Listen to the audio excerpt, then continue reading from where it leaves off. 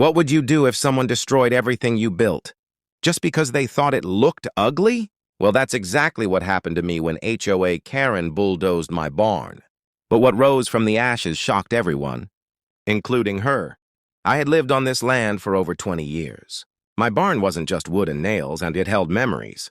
It was where my father taught me how to care for animals, where my son took his first steps on the hay, and where our community gathered during storms. But to the HOA, especially Karen, the self-proclaimed queen of the neighborhood, the barn was an eyesore. She claimed it lowered property values. She complained at every meeting, wrote letters, even threatened fines. One morning, I woke up to a sound that shattered my soul. Heavy machinery, engines roaring. I ran outside barefoot, heart pounding, and there it was. A bulldozer tearing through my barn. Karen stood nearby, arms crossed, smiling with pride like she had won some war. I yelled, begged them to stop, but it was too late. In less than an hour, decades of history were reduced to splinters and dust. My animals were safe, thank God, but my heart wasn't.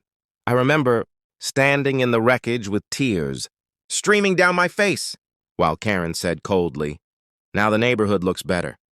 But here's the thing about destruction. Sometimes it plants the seed for something greater. The community saw what she did. Neighbors who had once stayed quiet were outraged. Farmers, friends, even strangers came together. They brought tools, wood, and supplies. One man donated lumber. Another brought nails and roofing. My son set up a fundraiser online, and within days, donations poured in from people across the country who read our story. What happened next stunned everyone. From the ruins of the old barn, we built something stronger, taller, a brand new community. Barn and painted bright red, standing proud against the sky. And this time it wasn't just mine. It belonged to everyone. A place for kids to learn, for neighbors to gather, for families to store food and shelter animals in storms. On opening day, the barn was filled with laughter, music, and life. Karen showed up, fuming, demanding it be torn down again.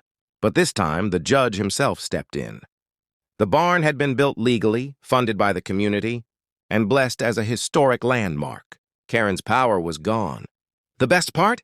That barn became a symbol of resilience. From ashes, we built something that even Karen couldn't bulldoze. And every time I walk through those doors, I remember you can destroy wood, but you can't destroy spirit. So the next time someone tries to knock you down, remember this. Sometimes the strongest things are born from the ashes. If this story touched your heart, please like, subscribe, and share. Your support helps us bring more powerful stories to life.